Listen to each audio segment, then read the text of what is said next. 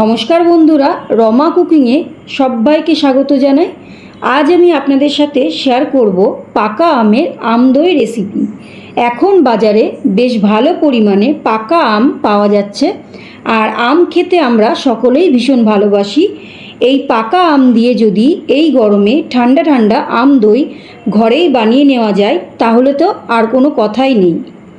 মাত্র কয়েকটা খুব সাধারণ উপকরণ দিয়ে খুব সহজেই এই আম দইটা বানিয়ে নিতে পারবেন। আর এই গরমে যদি আম দই না খান তাহলে কিন্তু খুব মিস করবেন। তাহলে চলুন এই আম দইটা বানানো কতটা সহজ দেখে নিন। আম দই বানানোর জন্য আমি এখানে একটু বড় সাইজের পাকা 3টে হিমসাগর আম নিয়ে নিয়েছি। এবারে এই আমটাকে খোসা ছাড়িয়ে কেটে নেব। 3টে আমই কিন্তু আমি খোসা ছাড়িয়ে এরকম একটু ছোট ছোট করে কেটে নিয়েছি। এবারে আমি একটা মিক্সি জার নিয়ে নিচ্ছি। এই মিক্সি জারের মধ্যে আমি আমটাকে পেস্ট করে নেব।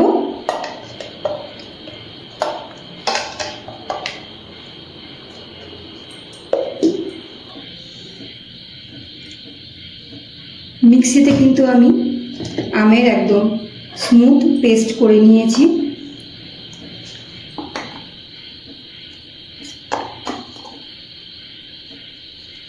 এবারে আমি এখানে একটা ননস্টিক কড়াই নিয়েছি আর একটা ছাঁকনি নিয়েছি। যে আমটাকে আমি মিক্সিতে পেস্ট করলাম, এবার ছাঁকনি দিয়ে আমি খুব ভালো করে ছেঁকে নেব।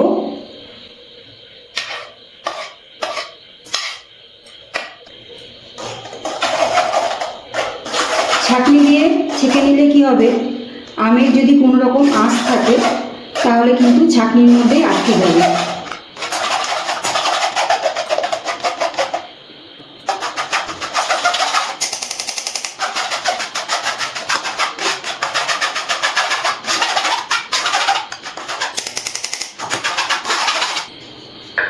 আমের পাল্পটা কিন্তু আমি সম্পূর্ণ ছাঁকনি দিয়ে ছেঁকে নিয়েছি। এই আমের পাল্পটা কিন্তু আমি গ্যাসে একটু জাল দিয়ে নেব। আমের মধ্যে যে পাকা আমের মধ্যে যে জলাভাবটা আছে সেটা কিন্তু আমি সম্পূর্ণ টানিয়ে নেব, একটু ঘন করে নেব। এটা আমি পাশে সরিয়ে রাখছি। এখানে এই বাটির মধ্যে আমি এখানে টক দই একটু জলটা ঝরিয়ে, মানে কাপড়ের মধ্যে নিয়ে আমি সম্পূর্ণ জলটা ঝরিয়ে নিয়েছি। এখানে 150 গ্রাম মতো টক দই আছে। টক দই কিন্তু জলটা ঝরিয়ে নিতে হবে, না হলে কিন্তু টক দইটা কোনোভাবেই জমবে না। এবার টক দইটা ভালো করে আমি ফেটিয়ে নিচ্ছি একটু।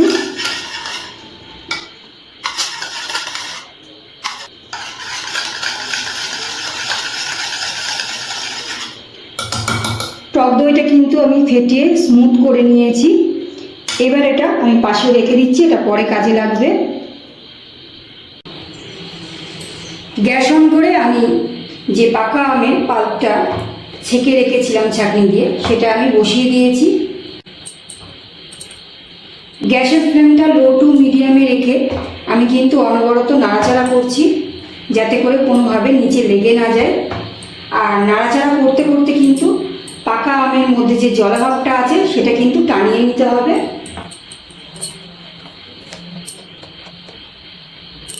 গ্যাসের ফ্লেমটা লো টু মিডিয়ামে রেখে আমি কিন্তু নাড়াচাড়া করতে করতে আমের পাল্পটা অনেকটাই জলাভাবটা টানিয়ে নিয়েছি।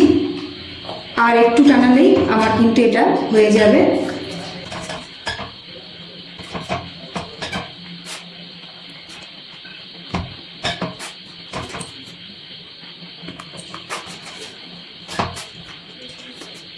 আমের যে জলভাবটা ছিল আমি কিন্তু সম্পূর্ণ টানিয়ে নিয়েছি। এবার আমি গ্যাসটা অফ করে দেবো আর এটাকে ঠান্ডা করে নেব।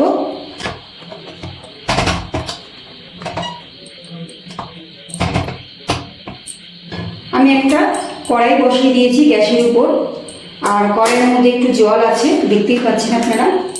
আর আমি এখানে এই কড়াইয়ের মধ্যে 4 প্যাকেট ফুল ফ্যাট দুধ দিয়ে দিচ্ছি।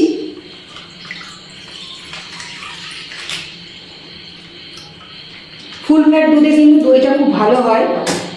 তার জন্য আমি ফুল ফ্যাট দুধ নিয়েছি। আপনারা চাইলে যে কোনো দুধ মানে যে কোনো প্যাকেট দুধ নিতে পারেন। আমি এখানে আমুলের ফুল ফ্যাট দুধ নিয়েছি।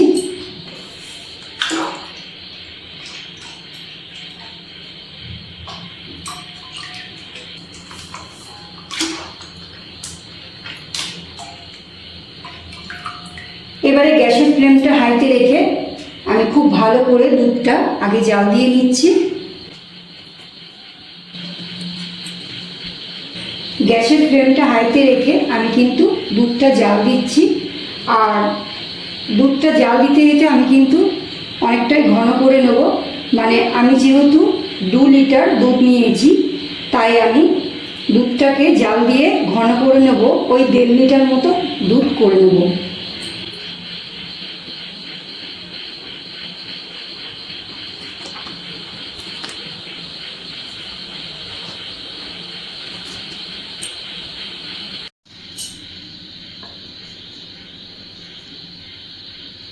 দু লিটার দুধকে জাল দিয়ে আমি কিন্তু 1.5 লিটার মতো দুধ করে নিয়েছি, মানে অনেকটাই ঘন করে নিয়েছি। এবার আমি এই দুধের মধ্যে চিনি দিয়ে দিচ্ছি। এখানে কিন্তু 600 গ্রাম মতো চিনি আছে। আমার যেহেতু 2 লিটার দুধ নিয়েছিলাম আমি, আর 2 লিটার দুধকে আমি 1.5 লিটার করে নিয়েছি। আর এখানে আমি 600 গ্রাম মতো চিনি দিয়ে দিচ্ছি। আপনারা যে যেরকম মিষ্টি খাবেন সেই অনুযায়ী দিয়ে দেবেন।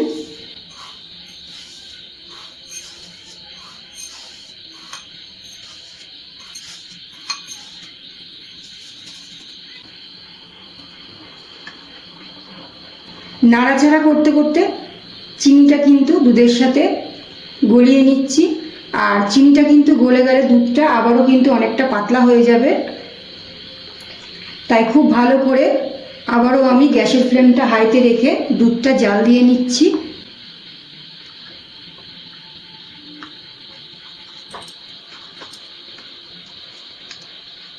সম্পূর্ণ চিনিটা কিন্তু দুধের সাথে গলে গেছে। এবার দুধটা কিন্তু একদম পাতলা হয়ে গেছে।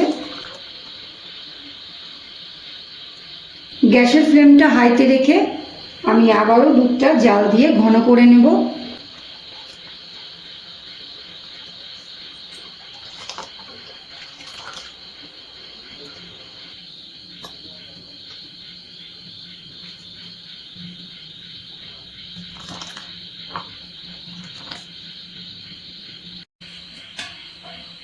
চিনি দেওয়ার পর দুধটা কিন্তু আমি জাল দিয়ে অনেকটাই ঘন করে নিয়েছি।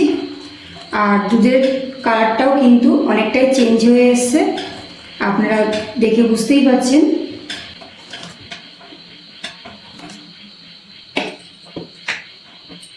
এবার আমি এই দুধের মধ্যে দিয়ে দিচ্ছি 2 চামচ কনডেন্স মিল্ক। আপনারা এর পরিবর্তে আমুল দুধের গুঁড়োও দিতে পারেন। আবার চাইলে মানে কনডেন্স মিল্ক বা আমুল দুধের গুঁড়ো কোনোটাই না দিলেও দইটা কিন্তু টেস্টি হবে।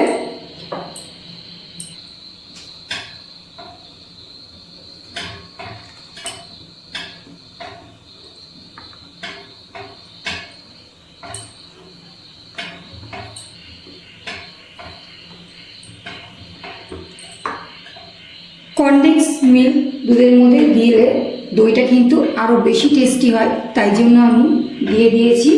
আপনারা চাইলে নাও দিতে পারেন, তাতে কোনো অসুবিধা হবে না। তো আমি আরেকটু দুধটাকে জাল দিয়ে নিচ্ছি। আর 1 থেকে 1.5 মিনিট দুধটা আমি জাল দিয়ে নেব। তারপরে আমি গ্যাসটা অফ করে দেবো।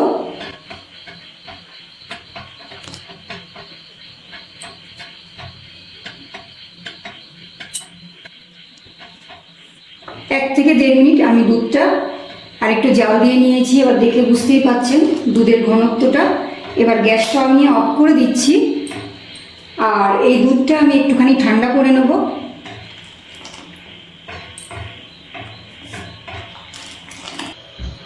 যে টক দইটা আমি ফেটিয়ে রেখেছিলাম, জল ঝরানো টক দই, সেটা আমি আর একটুখানি ফেটিয়ে নিচ্ছি।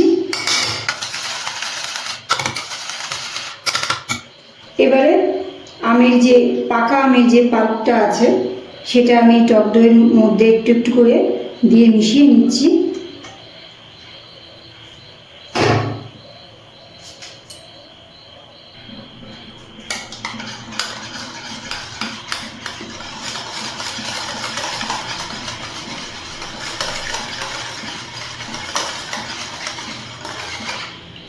পুরোটাই আমি দিয়ে দিচ্ছি।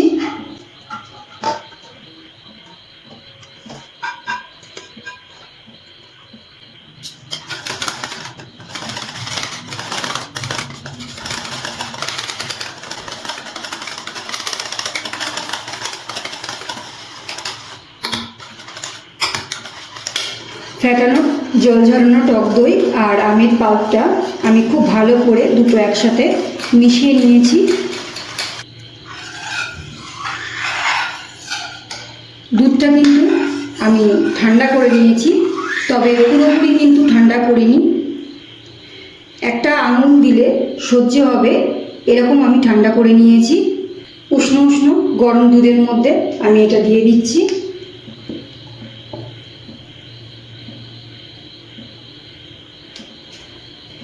এবারে খুব ভালো করে একটু মিশিয়ে নিচ্ছি।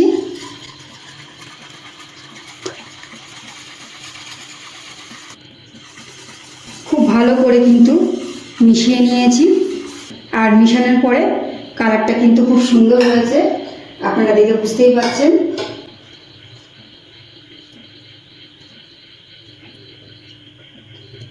এবার আমি এখানে একটা মাটির হাঁড়ি নিয়েছি। হাঁড়ির মধ্যে আমি দইটা পাতবো আজকে। তো হাঁড়িটা আমি তো দোকান থেকে তো কিনে এনেছি, আর হাঁড়িটা কিনে কিন্তু আপনারা হাঁড়িটা ধোবেন না। হাঁড়িটা একটু কোনো কাপড় দিয়ে একটু ভালো করে ভিতরটা মুছে নেবেন, নাহলে বালি বালি থাকে। আমি এই হাঁড়ির মধ্যে একটুখানি টক দই চারিদিকে মাখিয়ে নিচ্ছি। আপনারা পারলে মিষ্টি দই মাখিয়ে নেবেন। আমার কাছে মিষ্টি দই নেই, তাই আমি টক দইটাই মাখিয়ে নিচ্ছি।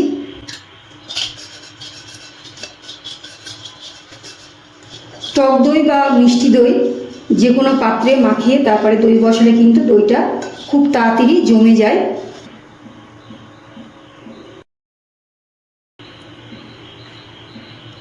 হাঁড়ির মধ্যে হাতা দিয়ে তুলে নিচ্ছি।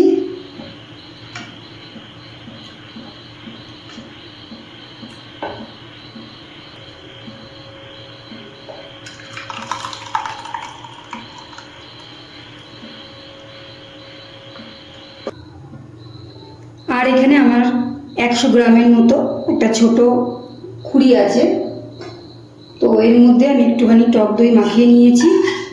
এর মধ্যেও আমি একটুখানি পেতে নেব দই, তো আমি হাতা দিয়ে দিয়ে দিচ্ছি।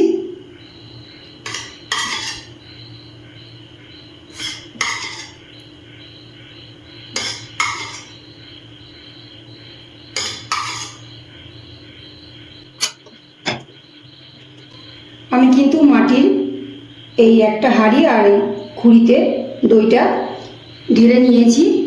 এবার আমি 8 ঘন্টা মতো দইটাকে একটা গরম জায়গায় উপরে একটা ঢাকনা দিয়ে ঢেকে আমি একটা গরম জায়গায় রেখে দেবো। আর আমি দইটা রাতেবেলায় তৈরি করলাম, যাতে সারা রাতটা আমি রেখে দিতে পারি। তো আমি সকালে আপনাদের দেখাবো দইটা কীরকম জমেছে। দইটাকে কিন্তু আমি 8 ঘন্টার জন্য আমি একটা গরম জায়গায় রেখে দিয়েছিলাম। আর দেখুন দইটা কিন্তু খুব সুন্দরভাবে সেট হয়ে গেছে।